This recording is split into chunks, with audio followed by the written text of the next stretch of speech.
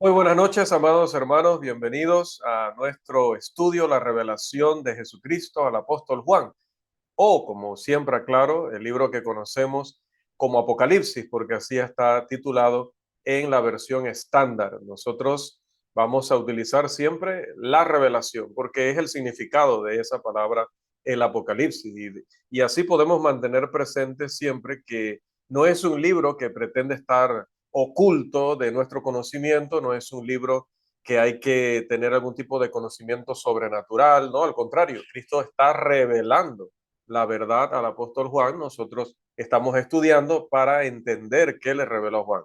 Ciertamente, y lo hemos aclarado ya, hay aspectos, detalles que escapan de nosotros porque tuvieron que ser muy particulares de lo que estaba pasando con los hermanos. Entonces solamente ellos pudieron entenderlo de una manera plena. Nosotros solo a veces, en momentos, solo podemos suponer, deducir, pero no afirmar categóricamente. Pero en general, las grandes verdades del libro están reveladas, por lo tanto Dios quiere que las conozcamos. Esta noche vamos a estudiar nuestra lección número 7, el ángel y el librito, que está basada en el capítulo 10 de este maravilloso libro. Así que por favor, les voy a pedir que se ubiquen allí, Apocalipsis capítulo 10. Bien, el capítulo se divide en dos secciones, así mismo como tiene el nombre, el ángel fuerte con el librito. Primero, el ángel, que se habla de él en el capítulo 10 que estamos, versículos 1 al 7. Y luego el librito, que se habla de él en los versículos 8, 9, 10 y 11. A modo de introducción a nuestro estudio, me gustaría presentar la siguiente información de contexto. Después de la oración de todos los santos que se vio en el capítulo 8, los versículos 3 al 5, no se menciona más a los santos desde el versículo 6 del capítulo 8 hasta el versículo 21 del capítulo 9. Esa sección trata sobre las trompetas que muestran los juicios diarios de Dios sobre los impíos. Cuando los santos leyeran el Apocalipsis o el libro de Revelación, podrían preguntarse por qué tenían tantas dificultades si Dios estaba tratando a diario con sus enemigos. Dios, conociendo sus corazones, ofrece una segunda pausa que comienza con el capítulo 10, 1 y se va hasta el capítulo 11, versículo 13, donde va a responder sus preguntas. En Hechos 14, 22, se nos dice que entramos en el reino eterno a través de muchas tribulaciones. Hacia finales del primer siglo, los primeros cristianos sufrieron y fueron perseguidos por el gobierno, específicamente el gobierno o mayormente el gobierno romano. Los judíos y los paganos también tuvieron su participación en esta persecución. Debido a que vivían vidas santas, como dice Primera de Pedro 1:16, el mundo y el poder del pecado les causaban graves problemas, como podemos leer en Primera de Juan 2:15 al 17, Santiago 4:4 y Segunda de Timoteo 3:12. Como resultado de ese desprecio, de esa persecución, de ese castigo que estaban recibiendo por su fe, hubo mártires por causa de Cristo, es decir, personas que murieron por la causa de Cristo. Dice Apocalipsis 12:11 que ellos menospreciaron sus vidas hasta la muerte.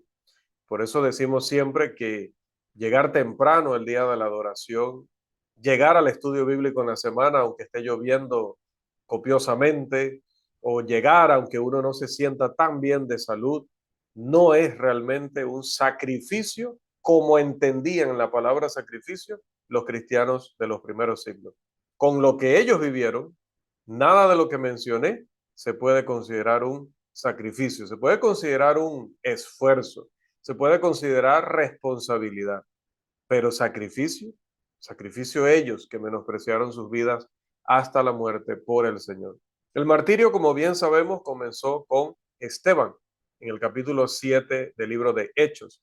Continuó con Jacobo en el capítulo 12 de ese mismo libro. Luego Antipas es mencionado en Apocalipsis 2:13 y otros más, como pudimos leer y estudiar en el capítulo 6, versículos 9 al 11, se puede ver en el 7:14 y también en el 12:11. Tales dificultades causarían preocupación, quizá desánimo entre los cristianos y generaría preguntas como, en primer lugar, ¿qué debemos esperar? Número dos, ¿cómo va a terminar todo esto? Número tres, ¿qué significa todo esto? Número cuatro, ¿por qué está ocurriendo esto después de haberlo dejado todo para seguir a Cristo? Así pues, el ángel fuerte con el librito contiene el misterio consumado de Dios que responde a todas las preguntas anteriores, mostrando que sus enemigos son y serán derrotados. Los primeros cristianos tienen la victoria en Jesús como la tenemos todos. Entonces vamos a pasar al primer punto de esta noche, el ángel fuerte, versículos 1 al 7. Para ello vamos a pedirle a nuestro hermano que por favor nos colabore con este texto, la lectura de este texto. Amén. Vi descender del cielo otro ángel fuerte, envuelto en una nube, con el arco iris sobre su cabeza, y su rostro era como el sol, y sus pies como columnas de fuego. Otro ángel fuerte. El Apocalipsis menciona 3 veces a un ángel fuerte, o también se puede traducir poderoso.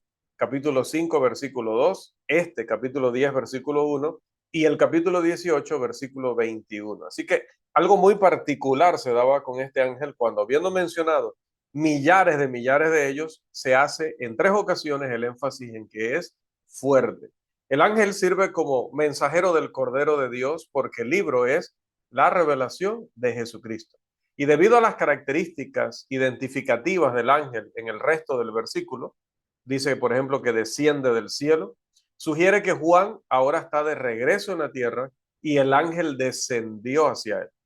En el resto de este versículo dice, el ángel fuerte es descrito con cosas que son similares a las que pertenecen a la majestuosidad de Jesús. Se dice que hay una nube allí, hay un arco iris, un rostro como el sol, pies como columnas de fuego. Jesús es descrito con palabras como estas, como podemos ver en el capítulo 1, versículo 7, que viene con las nubes, hablando de Jesús. El 4.3, que dice que había alrededor del trono un arco iris. 1.16, que dice que su rostro era como el sol cuando resplandece en su fuerza. Y el capítulo 1, versículo 15, donde nos dice que sus pies son semejantes al bronce bruñido, refulgente como en un horno. Todas estas palabras, como bien podemos ver, están relacionadas con Jesús. Pero esto ha llevado a algunos a decir que el ángel es Jesús. Pero no es Jesús, amados hermanos. El ángel no puede ser como algunos, el ángel no puede ser nuestro Señor, como algunos han sostenido, defendido o escrito respecto a esto. En ninguna parte del Nuevo Testamento se habla de Jesús como un ángel. Y esto es un mensaje también para los testigos de Jehová que ven a Jesús como tal o lo describen como tal. Y si es Jesús, Jesús no necesitaría jurar por el que vive por los siglos de los siglos. Capítulo 10, versículo 6. Porque si Él es Dios, puede jurar por sí mismo, no tiene que jurar por el que vive por los siglos de los siglos como si fuera otro ser y no Él mismo. La descripción de este ángel sugiere que tenía una misión especial, anunciar que no habría más demora en revelar el misterio, versículo 7, el misterio de Dios que se consumará como él lo anunció a sus siervos los profetas. Este texto es muy importante para nuestra lección porque prácticamente resume el motivo por el cual a Juan se le permite ver este ángel, lo que este ángel hace y lo que Juan hace también. Pero vamos entonces a pasar, siguiendo el orden, al versículo 2, por favor. Tenía en su mano un librito abierto, y puso su pie derecho sobre el mar y el izquierdo sobre la tierra. Muy importante la ubicación que tiene este ángel. Dice la escritura, primero que tenía en su mano un librito. El término griego para librito allí es biblaridio. Recuerde que no es un libro como nosotros lo imaginamos hoy. Ya hemos aclarado que en el contexto de Apocalipsis y del primer siglo estamos hablando de un pergamino. Pero este librito se encuentra solamente aquí y en el versículo 8.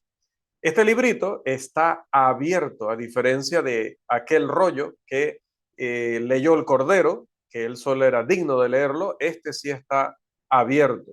Así que el librito revela una parte del gran propósito de Dios para vindicar o defender o vengar a los santos y castigar a los impíos, como se puede ver desde el capítulo 11 de Apocalipsis hasta el capítulo 20 o 20, ¿no? Y la victoria de los santos en Jesús, capítulos 21 y 22. Este pequeño libro expone solo un aspecto del propósito de Dios y ya se encontraba abierto, lo cual indica que Juan podía asimilarlo y podía entenderlo. El significado del librito se va a dar a conocer en la próxima lección, en los versículos 9, en una sección más adelante de esta lección, en los versículos 9 al 11. Ahora, dice que el ángel se encuentra con su pie derecho sobre el mar y el izquierdo sobre la tierra, que es su postura a lo largo del capítulo. Se dice que está así en el versículo 2, versículo 5 y versículo 8. Esta postura simboliza una misión con autoridad o una misión autoritativa y su dominio sobre toda la humanidad. Es un dominio completo y total. La discusión sobre el librito se encuentra en la próxima lección, 10:8 al 11. La postura de ese ángel denota también que su tamaño es increíble, un tamaño colosal, como la misión que le han dado para que se cumpla en el mundo. El mar y la tierra denotan la totalidad de las cosas terrenales, así que abarca toda la vida de los hombres. Vamos a pasar entonces al versículo 3. ¿Qué más nos dice la palabra? Y clamó a gran voz, como ruge un león, y cuando hubo clamado, 7 truenos emitieron sus voces. Aquí nuevamente, su voz es autoritativa, causando atención y asombro. Apenas había clamado cuando los 7 truenos emitieron sus voces. El rugido de un león era un símbolo utilizado en el Antiguo Testamento para el mensaje de Dios a su pueblo, como podemos verlo en el libro de Amós, el capítulo 3, el versículo 8. Si el león ruge, ¿quién no temerá? Si habla Jehová el Señor, ¿quién no profetizará? Dios advertía a los impíos con un gran rugido, como podemos verlo en Jeremías 25:30. Llamaba a sus hijos con el rugido de un león, como podemos verlo en Oseas 11:10. Al advertir del juicio venidero, sacudía los cielos con un rugido, como podemos verlo en Joel capítulo 3, versículo 16.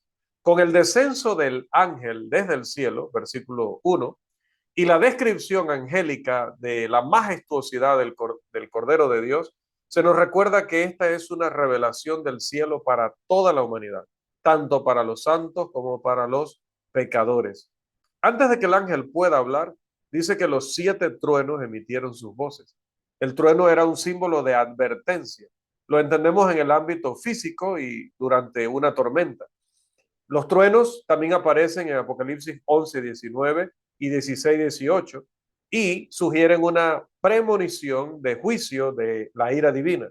Aquí los truenos sirven como una advertencia. La gente no se había arrepentido. Recuerde los versículos 20 y 21 del capítulo 9. No habrá más advertencias, no habrá más demoras, porque la vindicación de Dios de sus santos está a punto de suceder. Recuerde la pregunta que ellos habían hecho y que la vamos a recordar más adelante. Los truenos con granizo, si recordamos bien, cayeron sobre Egipto cuando Israel estaba siendo preparado por Dios para partir hacia la tierra prometida. Éxodo 9:23. Y los truenos acompañaron la entrega de los 10 mandamientos allá en el monte Sinaí. Recuerde Éxodo 19:16 y 20:18. Vamos a pasar al versículo 4, por favor. Cuando los 7 truenos hubieron emitido sus voces, yo iba a escribir, pero oí una voz del cielo que me decía, sella las cosas que los 7 truenos han dicho y no las escribas. Los 7 truenos. ¿Por qué 7? Un número que implica completo. No falta nada en el anuncio de Dios. Esos 7 truenos no eran simplemente algo atmosférico, sino que iban acompañados de voces inteligibles, es decir, voces que se podían comprender lo que decían. Y Juan escuchó y comprendió. Juan, a quien se le había ordenado escribir lo que vio y oyó, recuerde el 1:19 de este libro y el 2:1, tomó su pluma en mano e iba a escribir. Casi se puede ver a Juan entendiendo las palabras de los truenos, tomando su hoja de papiro, sumergiendo su pluma en su tintero, como dice allá en segunda de Juan, versículos 2 y 3, e intentando escribir todo lo que va oyendo de esas voces. Juan recibió más de lo que le era permitido comunicar e interpretó correctamente su incapacidad para escribirlo como equivalente a una prohibición de parte de Dios. Tal revelación era prácticamente inexpresable. Sin embargo, una voz del cielo ordenó a Juan sellar lo que escuchó y comprendió y no escribirlo. Lo que Juan vio y oyó y comprendió permanecerá con él y con el cielo, y es inútil teorizar o tratar de deducir acerca de lo que escuchó y comprendió nuestro amado apóstol. Si los truenos son un símbolo de condenación, entonces Dios canceló la condenación de la cual ellos eran un símbolo. El propósito de incluir esto en la revelación es muy probablemente asegurar a los santos que Dios tiene muchas armas no reveladas en su arsenal de juicios para ser utilizadas a su discreción. El hombre no puede conocer todos los caminos de Dios, y eso es una cosa con la que vamos a estar encontrándonos en el libro frecuentemente. Ahora pasemos a los versículos 5 y 6, por favor. Y el ángel que vi en pie sobre el mar y sobre la tierra, levantó su mano al cielo y juró por el que vive por los siglos de los siglos, que creó el cielo y las cosas que están en él, y la tierra y las cosas que están en ella, y el mar y las cosas que están en él, que el tiempo no sería más. Bien, por segunda vez el ángel se coloca con un pie en el mar y uno en la tierra, con el mensaje de los 7 truenos sellado y sin transmitir. El ángel hace un juramento. Ese juramento dice que el tiempo no sería más. Es decir, el ángel llama a Dios como testigo de las cosas, que éstas se harán sin demora. Una razón por la cual el ángel fuerte no es Jesús es que el ángel fuerte dice levantó su mano al cielo y juró por el que vive por los siglos de los siglos. Jesús como deidad, ya lo hemos aprendido en Juan capítulo 1, versículos 1 al 3 y muchos otros pasajes del Nuevo y Antiguo Testamento, él no necesita jurar por Dios Padre, él era uno con él. Levantar una mano, generalmente la derecha, aunque no se indique específicamente en el texto, a levantarla hacia el cielo era una señal o era una forma habitual, mejor dicho, de juramentar frente a Dios, quien habita en el cielo y es eterno. Deuteronomio 32:40 lo muestra así, también Daniel capítulo 12, versículo 7. Abraham lo hizo así en Génesis capítulo 14, versículo 22.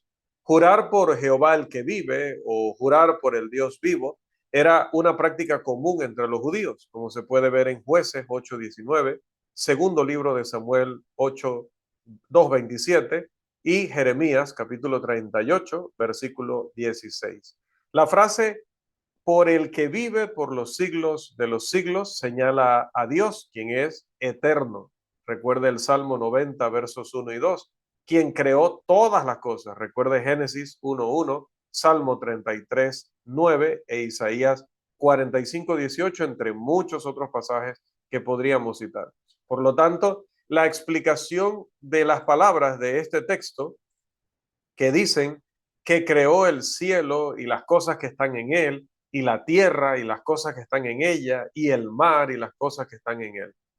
La palabra cronos, en este contexto, cuando dice que el tiempo no sería más, se traduce como tiempo en nuestra versión Reina Valera de 1960, pero se traduce dilación en la Biblia de las Américas, en la frase que el tiempo no sería más del versículo que estamos analizando. Este es un punto de controversia entre los comentaristas con respecto al significado de este versículo. Se argumenta, y creemos que con razón, que cualquiera que sea el término utilizado, tiempo o dilación, dilación es demora, ¿no? Demorar algo, retrasar algo. Sea tiempo o sea dilación, pues esto que está pasando aquí, esto que se está revelando aquí, afecta al significado del juicio en el capítulo 11, los versículos 15 al 19, cuando se va a sonar la séptima trompeta. Cronos se puede traducir de esas dos formas, tanto tiempo como dilación, siendo el contexto el que determina cuál es el significado correcto. Ahora, al considerar el significado del contexto de Apocalipsis 10:6, la palabra cronos se debe entender mejor como dilación o demora. Este significado estaría en armonía con el hecho de que para aquellos que no se arrepintieron, capítulo 9, versículos 20 y 21, lo vuelvo a citar, no debería haber más demora o no debería haber más dilación en la venganza o en la vindicación de Dios a sus santos y en el castigo de los que habían hecho mal, de los malhechores. Esto terminaría o esto estaría en armonía, perdón, con el cumplimiento del juicio de la séptima trompeta, capítulo 10, versículo 7, con capítulo 11, versículos 15 al 19, porque se responde la pregunta que vemos en la parte de abajo: ¿hasta cuándo, Señor, santo y verdadero, no juzgas y vengas nuestra sangre en los que moran en la tierra? Más pruebas que respaldan esta interpretación se van a presentar en el versículo 7. Vamos entonces a leer este versículo, por favor.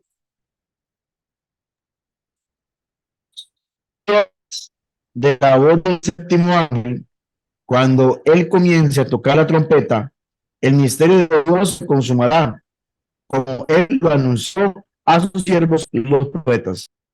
Si entendemos y aplicamos el término cronos en el versículo 6 para significar demora o dilación en lugar de tiempo, entonces el versículo 7 habla del fin de la dilación en la vindicación de Dios hacia sus santos. Creemos que en los días de la voz del séptimo ángel, cuando comienza a sonar, como ocurre en Apocalipsis 11:15 en adelante, en ese momento el misterio de Dios se consumará, término que allí significa completará. Por lo tanto, el texto no se refiere al fin de los tiempos, sino al fin de la dilación o de la demora o del plazo dado. En Apocalipsis 11:14 se dice: el tercer ay viene pronto, y vamos a tomar en cuenta el significado de esta palabra, porque la palabra pronto, allí el griego tachu, es definida por los lexicógrafos como sin demora, rápidamente, al instante. Si vamos a otro léxico, dice pronto, en poco tiempo o inmediatamente después. Y si consultamos un tercer léxico, dice rápidamente, velozmente, es decir, sin demora, revelando cómo Dios o qué tan rápido Dios iba a aliviar el dolor de los oprimidos. También dice: el misterio de Dios se consumará. La palabra consumará proviene del griego teleios o telos, teleos, tiene varias desinencias o varias conjugaciones, diríamos, dependiendo del contexto en el que se encuentra. Significa llevar a un fin, completar algo, llevar a cabo, realizar, cumplir. Por lo tanto, no se trata de la idea de terminación o fin, sino que incluye todo el propósito de Dios en la evolución de la historia humana.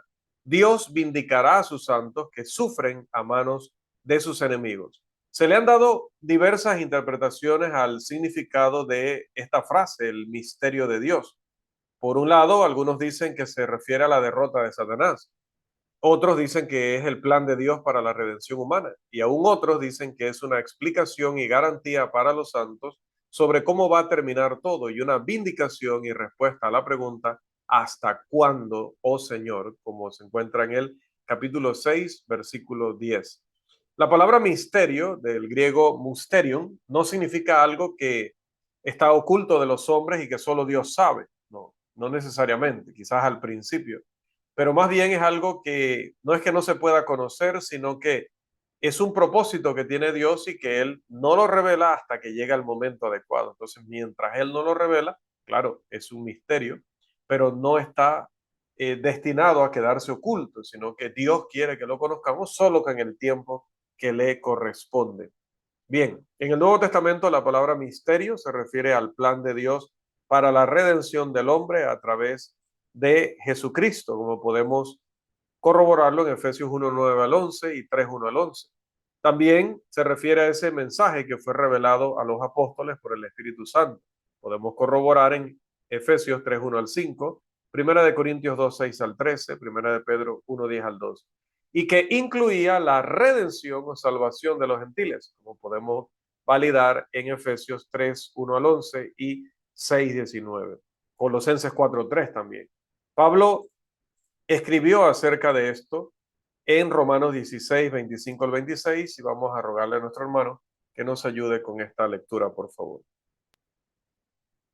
Según la revelación del misterio que se ha mantenido oculto desde el tiempo eternos, pero ha sido manifestado ahora y que por las escrituras de los profetas, según el mandamiento del Dios eterno, se ha dado a conocer a todas las gentes para que obedezcan la fe.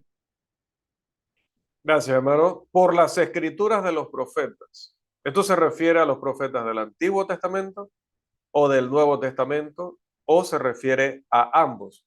Creemos que se refiere a los profetas del Antiguo Testamento, que es una, porque esta es una expresión precisamente de ese periodo del Antiguo Testamento. La expresión se encuentra en Jeremías 6 veces, se encuentra en Ezequiel una vez, se encuentra en Daniel 2 veces, en Amós una vez y en Zacarías una vez. Entonces, ¿cómo debe entenderla el lector o el estudiante de este libro? Los profetas del Antiguo Testamento profetizaron acerca de la salvación, la gracia, el reino, el redentor, etcétera, como lo menciona Pedro en su primera carta, capítulo 1, versículos 10 al 12. Y lo hicieron bajo la inspiración del Espíritu Santo, como bien lo corrobora el mismo autor, pero en la segunda carta, segunda de Pedro, 1, 19 al 21. Sin embargo, nunca trataron el tema de la persecución y la vindicación de los santos del Nuevo Testamento y lo que eso significa. Esto nos lleva entonces al segundo y último punto de nuestra lección, el tema del librito. Vamos entonces a leer el versículo 8 para entrar a la segunda parte de nuestra lección. Versículo 8, hermano, por favor. Dios del cielo habló otra vez conmigo y dijo: ve y toma el libro que está abierto en la mano del ángel que está en pie sobre el mar y sobre la tierra. Así es, versículo 8. En el capítulo 10, versículo 5, una voz del cielo le dijo a Juan qué no hacer: revelar lo que había visto, oído y comprendido de las palabras de los 7 truenos.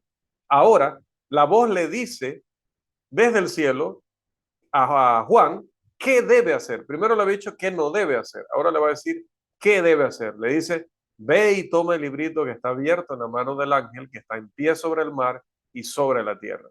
Por tercera vez, la postura del ángel se describe con un pie en el mar y otro pie en la tierra.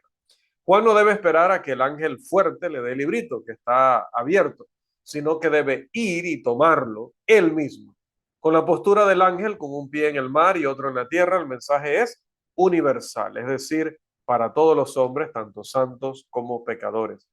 Vamos a leer el versículo 9, por favor. Y fue el ángel diciéndole que me diese el librito. Y él me dijo: toma y cómelo, y te amargará el vientre, pero en tu boca será dulce como la miel.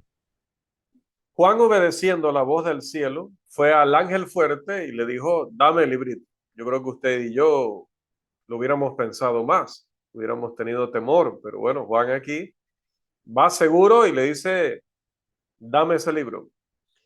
Cuando el ángel fuerte lo entregó a Juan, dice: toma y cómelo y te amargará el vientre, pero en tu boca será dulce como la miel.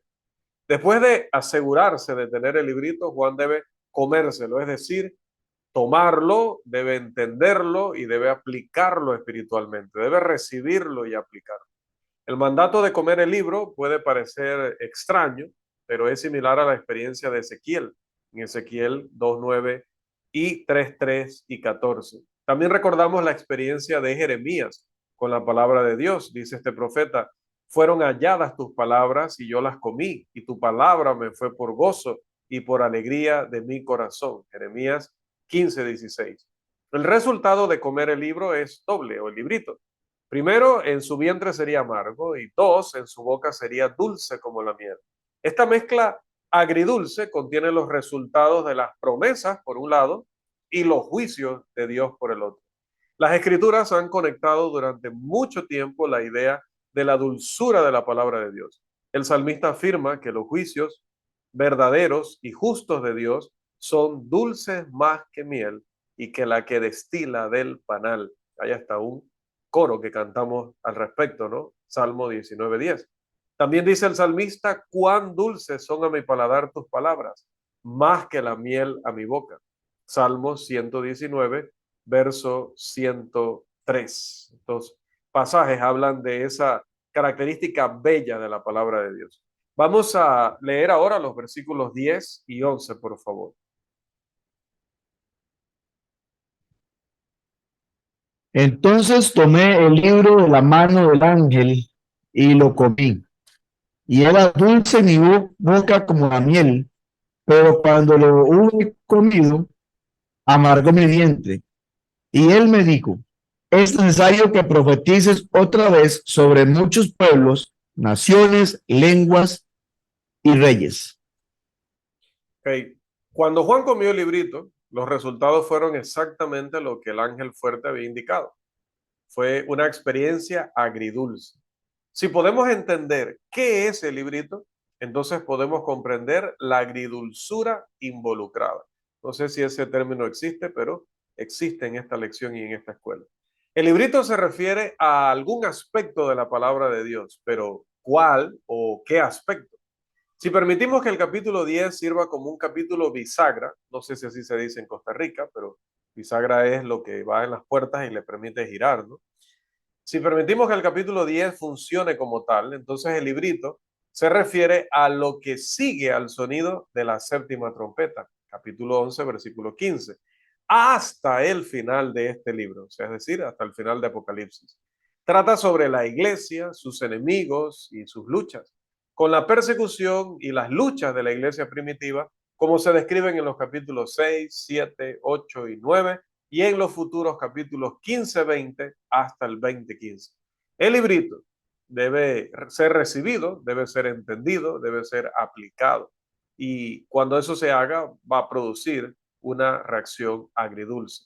La dulzura se traduce en victoria para los santos, porque fueron fieles hasta la muerte, como le dijeron a la iglesia en el capítulo 2, versículo 10, al guardar las obras de Jesús hasta el fin, como dice también el capítulo 2, versículo 26. Nadie puede proclamar y aplicar la palabra de Dios sin producir lo que es dulce, el amor de Dios, la gracia, el perdón, la esperanza, la paz, la fortaleza, etcétera. Del mismo modo, nadie puede proclamar y aplicar la palabra de Dios sin producir lo que es amargo, los juicios, las advertencias con respecto al pecado y el mal, el castigo, la persecución, etcétera. En el versículo 11 se le dice a Juan que profetice de nuevo ante muchos pueblos, naciones, lenguas y reyes. Se sobreentiende su regreso del exilio en la isla de Patmos, como nos había informado en el capítulo 1, versículo 9. Esto nos muestra que volvería al continente y, lo que es más importante, reanudaría su obra en el reino de Dios al predicar el evangelio eterno de Cristo. La frase pueblos, naciones, lenguas, reyes señalan la naturaleza universal del mensaje del evangelio, la capacidad de los hombres para responder a él y la culminación del misterio de Dios con toda su agridulzura, la palabra nueva que hemos implementado hoy en esta escuela. Podríamos suponer que al sonar el séptimo ángel su trompeta en el 11:15 en adelante, y al completarse lo que aquí se llama el misterio de Dios, la misión de Juan y la de todos los santos habría terminado. Pero no es así, ya que hay almas para advertir y ganar, como vamos o podemos ver aquí ya en el 11, y como se muestra en los primeros capítulos, de hecho en los 11 primeros capítulos de este libro. Esta primera parte de Apocalipsis llega a su fin, pero el resto de la historia aún no está contada. Viene desde el versículo 12 hasta el versículo 22 y esperamos que si usted ha llegado hasta aquí con nosotros, se quede el resto de capítulos, también revise nuestros otros videos en el canal y se pueda seguir nutriendo e instruyendo en la palabra. Solamente hablamos donde la Biblia habla, callamos donde la Biblia calla. En asuntos de doctrina siempre vamos a demandar unidad, porque la fe, la palabra es una sola, Dios es uno solo. En asuntos opinables donde hay que deducir y no todo el tiempo nuestra deducción o inferencia es necesaria, sino que es probable, pues en esos casos habrá libertad. Pero como dice aquí, con el sabor a miel de la palabra, pues en todas las cosas siempre vamos a manifestar amor. Podríamos considerar las profecías anteriores de Juan, capítulos 1 hasta el 10, y que estas fueron de esperanza y seguridad para los santos y de juicio sobre el mundo de los impíos. Hasta este punto, las fuerzas específicas del mal no han sido identificadas. Probablemente la nueva encomienda de profetizar sobre pueblos, naciones, lenguas y reyes se refiere a las profecías de los capítulos 11 y 12, que pertenece a la segunda sección del libro. En ella encontraremos que los juicios de poderes seculares fuertes, de fuerzas religiosas e influencias mundanas seductoras, junto con la victoria del pueblo de Dios sobre todos los antagonistas o los que llevan contradicción contra la iglesia, captan la atención del apóstol con una aplicación más específica. Creemos que este es el significado de que el vidente coma los libros y de que este libro, o coma el libro y que este libro sea dulce y al mismo tiempo amargo. Fue dulce saber que la causa de Dios sería victoriosa en su santo, pero fue amargo profetizar sobre su sufrimiento y sobre los juicios destructivos que caerían sobre el mundo de los impíos. Hasta aquí nuestra lección 7, el ángel fuerte y el librito, basado en el capítulo 10 del libro de Apocalipsis o la revelación de Jesucristo al apóstol Juan.